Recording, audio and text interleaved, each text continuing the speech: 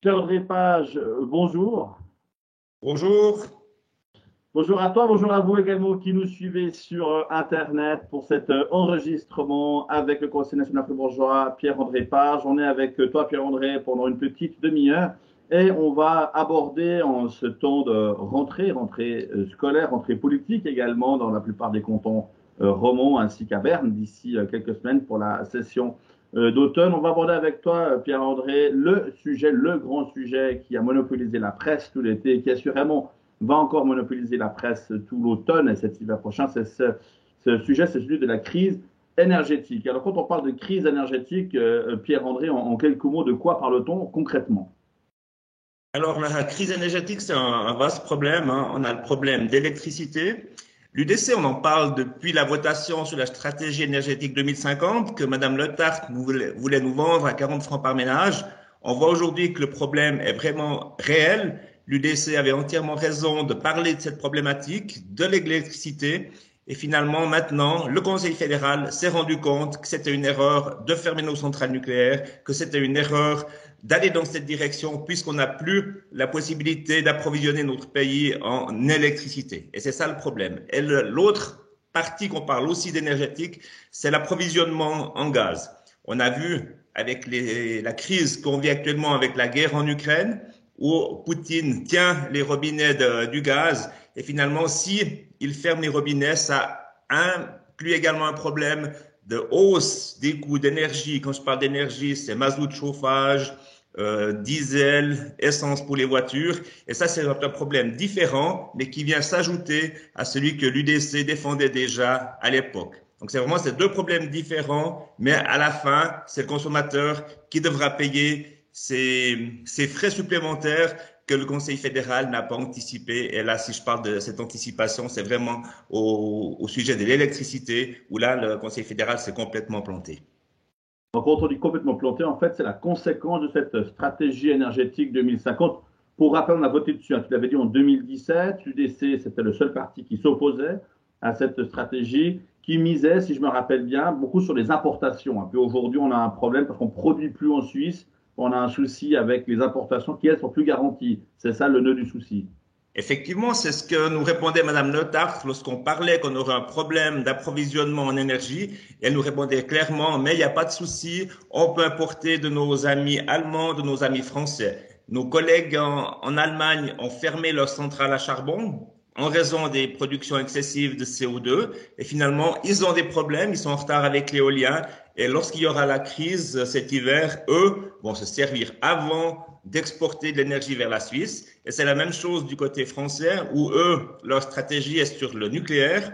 Ils ont vraiment la production en priorité par des centrales nucléaires. Ils ont plusieurs centrales qui sont en révision pendant cette période actuelle. Donc, ce qui veut dire qu'ils auront peut-être pas suffisamment d'électricité pour eux. Donc, ils vont certainement pas en exporter vers la Suisse. Et c'est pour ça qu'en Suisse, on doit vraiment améliorer notre auto-approvisionnement en électricité. Et c'est pour cela que l'UDC a des propositions, hein, c'est le rehaussement des barrages, la construction de nouveaux barrages, puisque l'hydraulique est vraiment une base importante dans notre pays et on peut améliorer notre auto-approvisionnement avec l'hydraulique. Et c'est dans cette direction qu'on doit aller.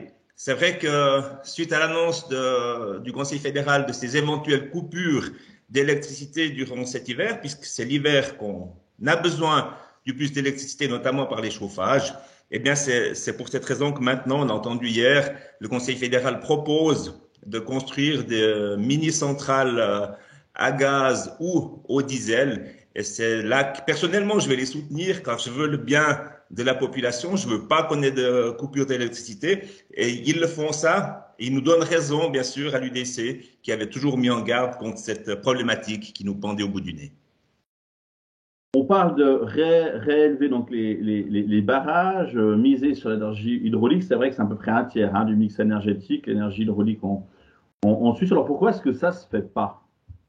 Alors, il y a une table ronde qui a eu lieu au début de l'année ou fin de l'année dernière pour discuter des projets les plus intéressants. Et autour de cette table ronde, il y avait les politiciens, il y avait les gens de l'ELCOM, il y avait des gens de la protection de la nature. ProNatura y a participé. Ils ont signé un accord pour 15 projets les plus intéressants et On a déjà des oppositions d'associations proches de la nature, pas Pro Natura, mais d'autres qui sont également dans cette même ligne, si j'ose dire ainsi, qui s'opposent déjà à ces projets. Et finalement, j'ai été personnellement marcher cet été autour de certains de ces barrages et je rends compte que la biodiversité, il y a peu de biodiversité, elle est différente, mais si on rehausse nos barrages, on n'aura aucune incidence sur la biodiversité, puisqu'on monte nos barrages d'une dizaine de mètres, les animaux ils se déplacent un petit peu et les insectes seront peut-être un peu différents, mais ça change vraiment pas le problème, c'est vraiment un faux problème.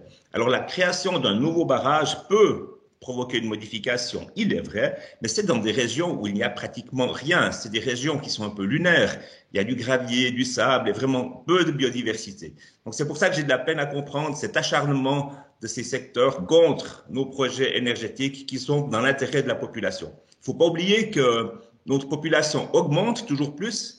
Les habitants en Suisse, on était à 5,3 millions à une certaine époque, on est à 8,3, on envisage de bientôt arriver à 10 millions, mais tous les gens qui viennent en Suisse, on ne peut pas leur interdire d'avoir un téléphone portable, pas leur interdire de se chauffer, donc tout le monde doit pouvoir vivre normalement, ça veut dire qu'on doit assumer une production d'énergie aussi pour ces gens que l'on veut accueillir en Suisse. Alors, tu as bien résumé la situation. On a une démographie qui augmente, on a aussi une société qui se numérise de plus en plus, donc qui est de plus en plus consommatrice d'énergie et d'énergie électrique en particulier. Puis on a des sources d'énergie qui, elles, ne sont pas adaptées aux conséquences. Alors, tu évoquais la situation de l'hydraulique, des barrages de retenue, par exemple, ou des centrales au fil de l'eau, qui font l'objet d'opposition de la part de mouvements pour la nature. Et la conséquence, c'est que si on ne peut pas faire des travaux, mettre à jour nos infrastructures dans ce domaine-là, eh ben, c'est des centrales au mazout qu'il faudra ouvrir ou alors il faudra importer de l'électricité depuis l'Allemagne qui est produite au mazout. Ça, c'est ça, en fait, la conséquence. Oui, effectivement, c'est cette problématique. Et nous, en Suisse, je crois que là, j'ai le même discours qu'avec l'agriculture où je veux un meilleur auto-approvisionnement. En cas de problème, on doit pouvoir s'autosuffire. Et pour l'énergie, c'est la même chose. C'est vrai que d'après les calculs qui ont été effectués, donc il y a 33% environ de l'énergie consommée, elle est consommée par les ménages. Donc un tiers, c'est les ménages qui consomment. Et donc, je pense que si on fait un appel à la population, si vraiment il y a la crise, de effectuer des économies, comme on l'a fait lorsqu'on a des graves problèmes. La Suisse est quand même un peuple de gens responsables et on arriverait, d'après les études qui ont été effectuées, à économiser rapidement 50% de l'énergie au niveau des ménages. Donc si chacun éteint la lumière le plus rapidement possible, fait attention avec tous ces appareils, arrête les ordinateurs le soir, tous ces petits détails font qu'on arriverait à économiser rapidement 50% de l'énergie. Il y a également un tiers qui est consommé par nos industries.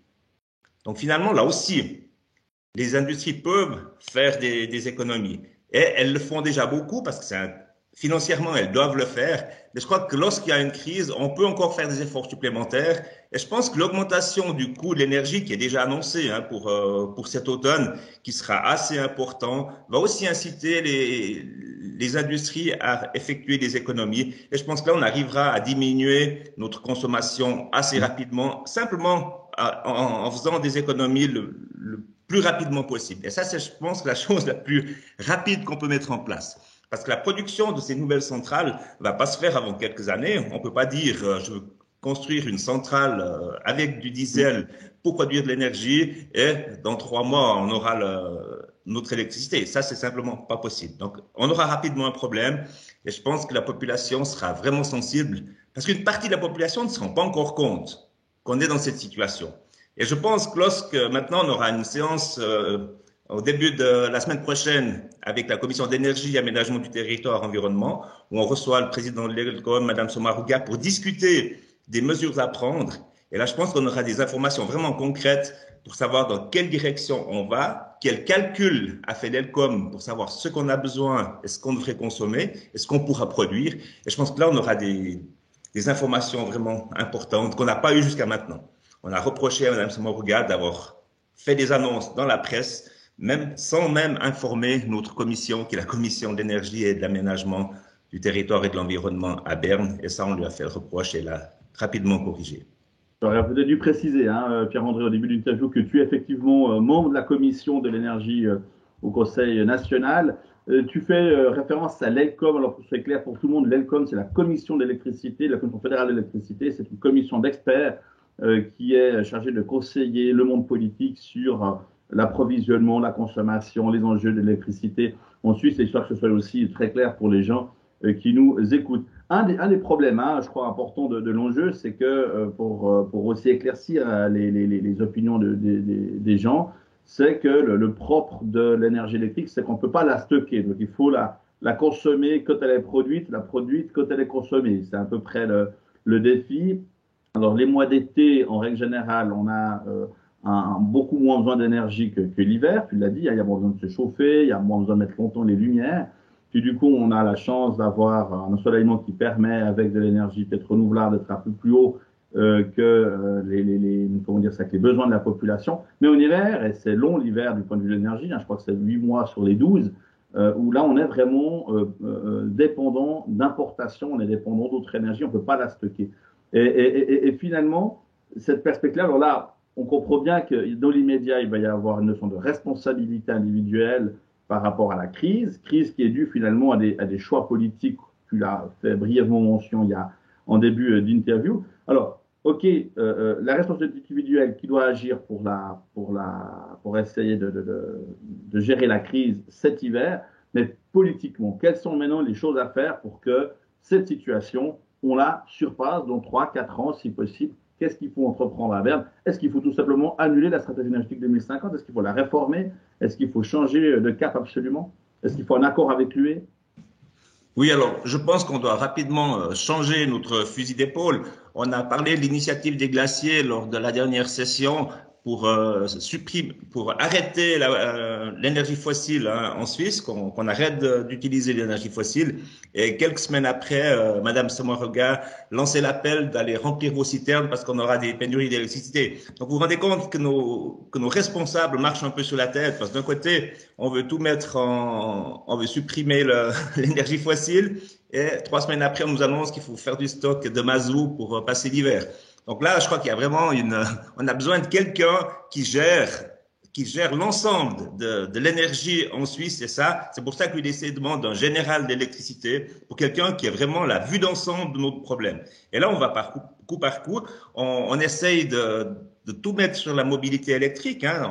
On essaye de favoriser l'achat des voitures électriques, mais en contrepartie, on n'a pas l'électricité pour charger ces voitures. Donc, on aura des coupures. Donc, c'est pour ça qu'il faut laisser le temps au temps. Donc, on a une modification. On doit moins utiliser d'énergie fossile. Ça, on est entièrement d'accord. Mais on ne peut pas dire maintenant, on arrête tout alors qu'on n'a pas l'électricité pour faire ce changement. Donc, effectuons les changements prioritaires, c'est-à-dire, premièrement, augmentons nos barrages. Parce que dans nos barrages, on peut stocker notre énergie. L'énergie qu'on produira l'été avec nos panneaux photovoltaïques qui seront posés de plus en plus souvent sur nos toits, parce que si on a tous nos toits couverts, on arrivera à produire beaucoup d'énergie, mais au mauvais moment, puisque les panneaux photovoltaïques produisent surtout en été et qu'on a besoin de beaucoup d'énergie l'hiver. Donc cette énergie produite en été, on pourrait la stocker dans nos barrages et faire du pompage-turbinage pour les utiliser à bon escient. Donc c'est vraiment une stratégie qu'on doit avoir et faire les choses les unes après les autres. Pas décider, ok, on ferme nos centrales nucléaires, et puis on n'a plus d'énergie, on ferme nos centrales nucléaires, on achète tous des voitures électriques et on n'a plus d'énergie pour alimenter nos voitures électriques. C'est ça qui est complètement aberrant, ce qui se passe au Conseil fédéral maintenant. Ils n'ont pas cette vision d'avenir pour notre pays et nos consommateurs. Donc allons dans la bonne direction. Commençons par mettre en place du stockage pour l'énergie, c'est-à-dire nouveaux barrages, augmentation des barrages en place, et ensuite installation des panneaux photovoltaïques pour produire au bon moment, quand il y a du soleil, est stocké dans les barrages pour l'utiliser l'hiver, et puis ensuite on fonctionnera déjà mieux. Donc c'est cette stratégie qu'on va parler, je pense, dans la semaine prochaine, pour voir comment on peut y arriver et avec quel calendrier. Ça, c'est le calendrier qui est important. Si M. Poutine coupe le robinet du gaz, on aura aussi moins d'électricité qui arrive en Suisse, donc on devra être rapidement efficace. Et là, il faut que nos associations proches de l'environnement arrêtent aussi de mettre toujours les bâtons dans les roues avec nos projets, que ce soit les gens qui protègent les bâtiments pour la couverture des bâtiments protégés, que ce soit pour la construction de nos barrages ou le rehaussement. Donc, on doit vraiment avoir une vision à long terme pour notre population, dans l'intérêt de la population suisse. Beaucoup des adversaires du décès disent ou critiquent notre parti en disant si finalement on a ces problèmes-là, c'est aussi parce qu'on n'a pas d'accord sur l'électricité avec l'Union européenne. C'était pour l'histoire, hein, on se le rappelle, une volonté de la Suisse d'entrer dans cet accord. Et puis l'Union européenne avait dit d'accord, mais à la condition d'avoir un accord cadre avec nous. Et puis l'accord cadre, il est tombé. C'était en mai 2021, on s'en rappelle. Qu'est-ce qu'on répond, Pierre-André, à cette critique des milieux qui disent finalement l'UDC, vous êtes responsable de la situation parce qu'on n'a pas, à cause de vous, d'accord avec lui? Oui, je crois qu'il n'y a pas que l'UDC, hein, puisque le Conseil fédéral a pris la décision de renoncer aux accords cadres. L'accord sur l'électricité est un accord très important, puisque la Suisse elle est au centre hein, des transversales électriques. Il y a tout l'approvisionnement de l'Europe qui passe par la Suisse, donc c'est important de travailler ensemble. Mais pour être allé personnellement à Paris et rencontrer la direction de EDF, Électricité de France, je leur ai posé la question, mais que pensez-vous, comment allons-nous régler ce problème puisque l'accord cadre, l'accord sur l'électricité n'a pas été signé? Ils m'ont dit, ne vous inquiétez pas, on fera des conventions. Donc ça ne vient pas de moi, ça vient de Électricité de France. Donc pour eux, il a souri, mais il ne faut pas vous inquiéter, on fera des conventions.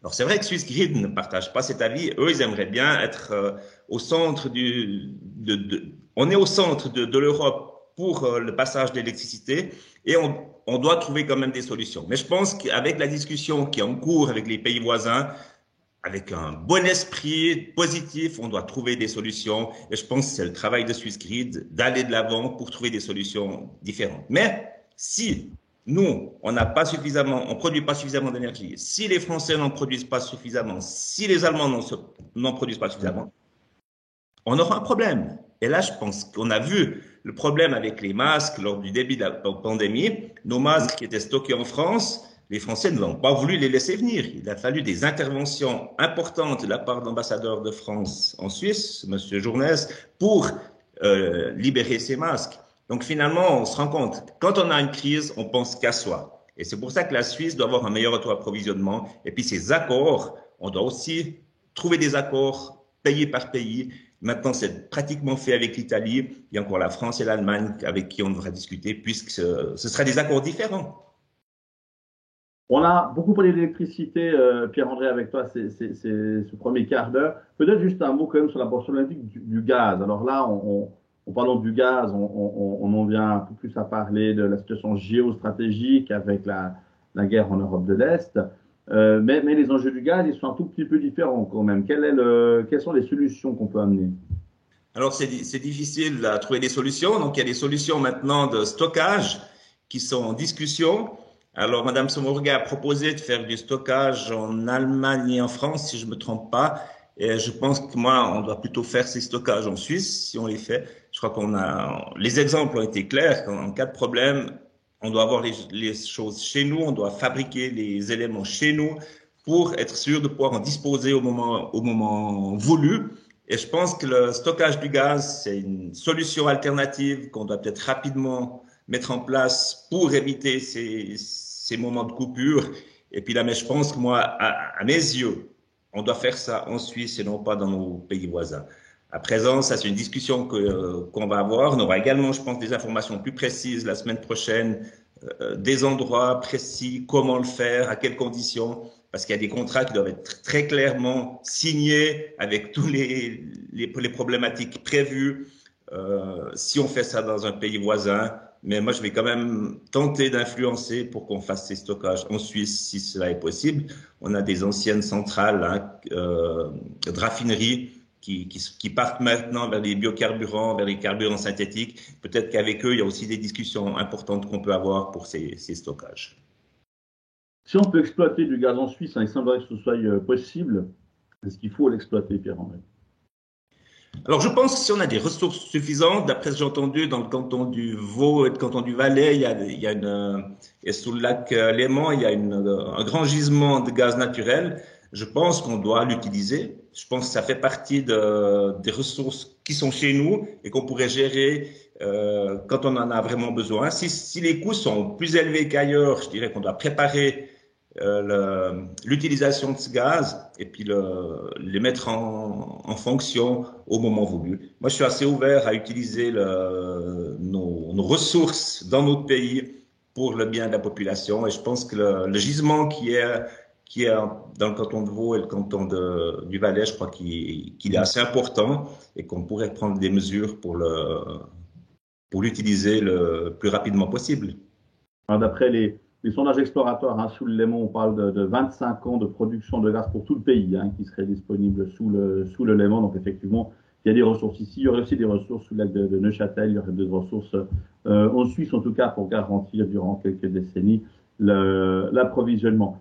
Avant qu'on parle, Pierre-André, rapidement avec toi des objets de votation du 25 septembre, parce que ça approche dans un petit mois, peut-être encore un dernier mot au sujet de l'énergie par rapport aux énergies renouvelables. On le sait, c'est le grand combat de la classe politique, c'est de vouloir mettre en œuvre ce tournant énergétique vers les énergies renouvelables. D'ailleurs, les Verts, la gauche, espèrent que cette sorte de crise obligera la population à faire ce tournant énergétique, même à pas forcer si c'était nécessaire. Quels sont les enjeux là, Pierre-André? Pourquoi est-ce que ça ne marche pas aussi bien que ça? Qu'est-ce qui se passe? Est-ce qu'on peut vraiment faire ce tournant énergétique de cette manière-là? Quels sont ici les grands défis?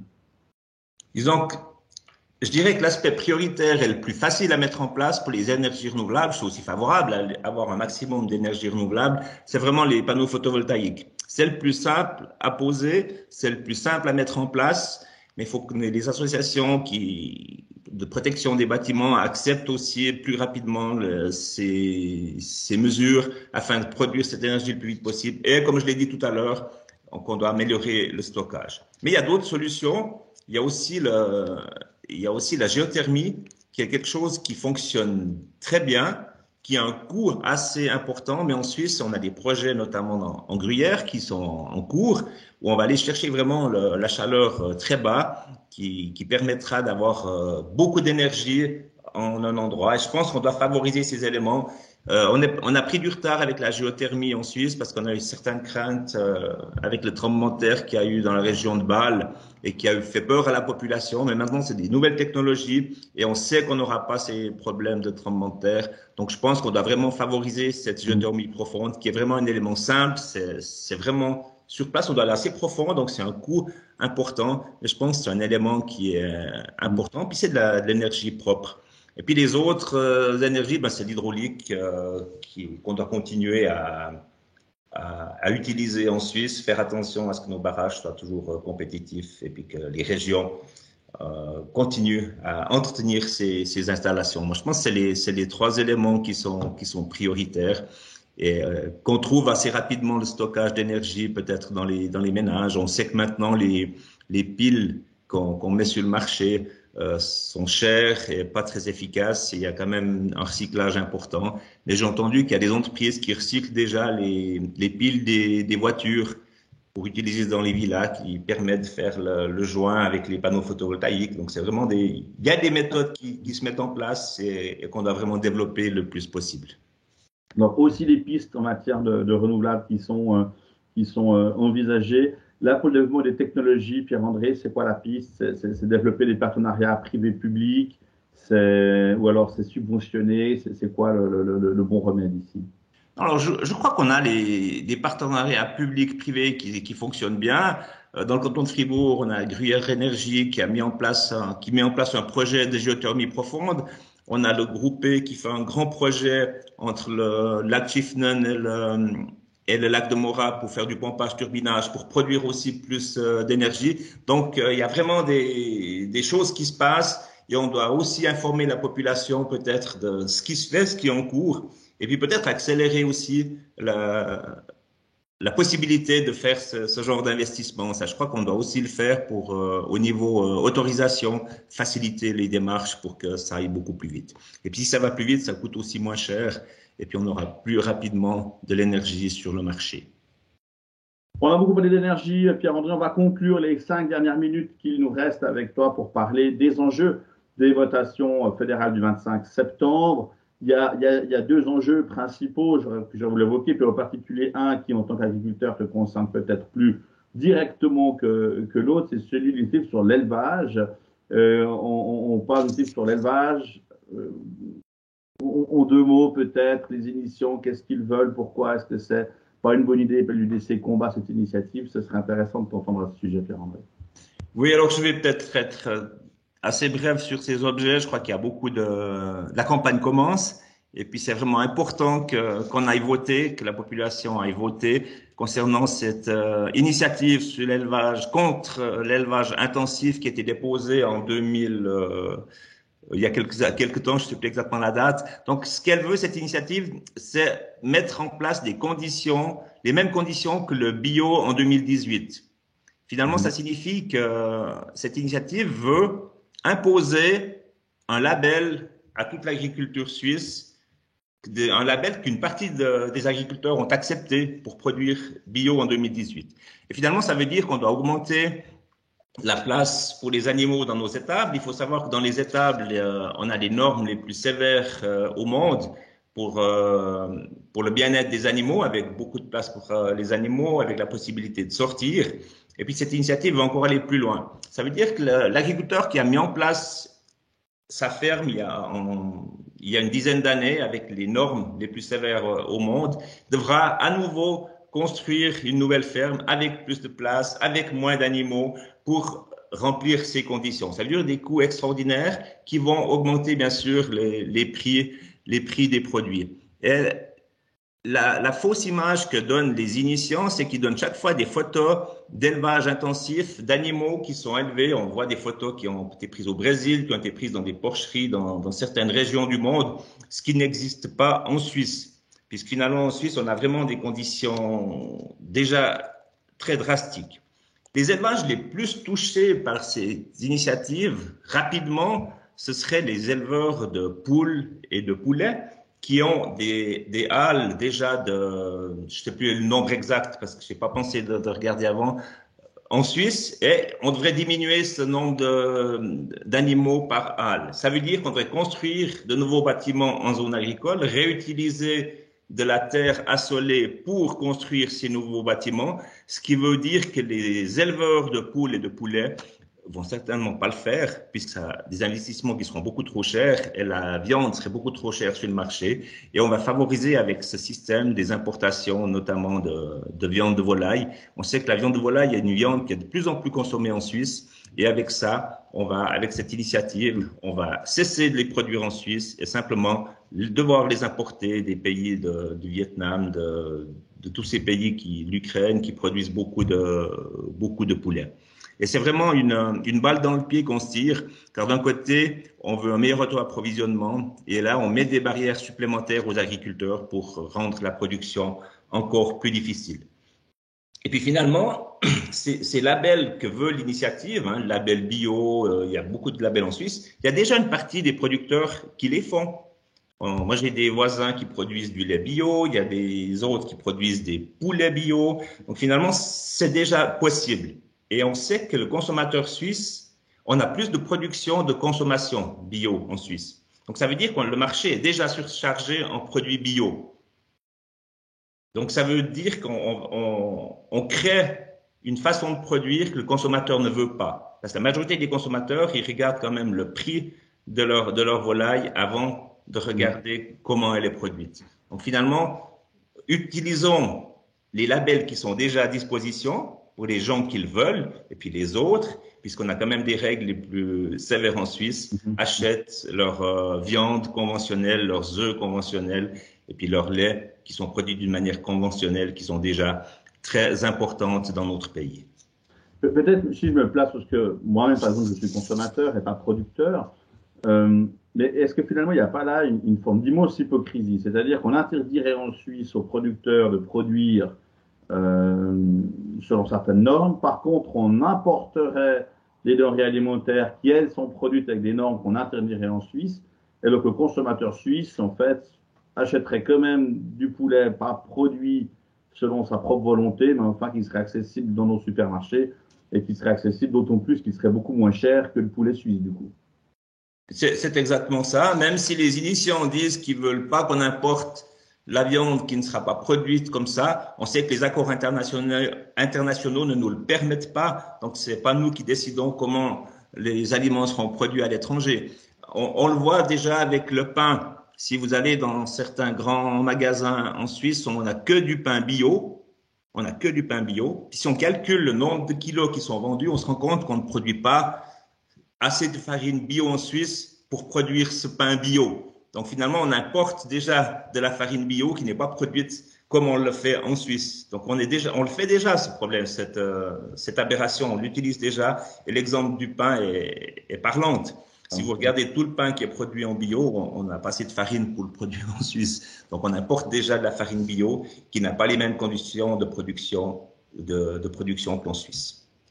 Et cette conclusion permet aussi de faire le lien, de boucler la boucle avec la problématique de l'énergie, de l'électricité, parce que c'est à peu près le même problème avec l'électricité. On importe aussi l'électricité de l'étranger, qu'on ne veut plus avoir en Suisse. Par exemple, le nucléaire français, tu l'avais évoqué, Pierre-André, dans ton exposé tout à l'heure. Merci d'avoir été avec nous à quelques instants, Pierre-André.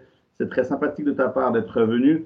Ce sera donc non à l'initiative sur l'élevage le 25 septembre. On abordera avec nos prochains invités les prochains enjeux de votation. Je pense notamment à la réforme de l'AVS, à la réforme de l'impôt anticipé, sur lequel on vote également le 25 septembre. Merci Pierre-André d'avoir été avec nous. Merci de l'invitation et belle journée à tout le monde. Et puis allez voter le 25 septembre. On se retrouve très bientôt sur la page Facebook de l'UDC Suisse. Au revoir. Merci, au revoir.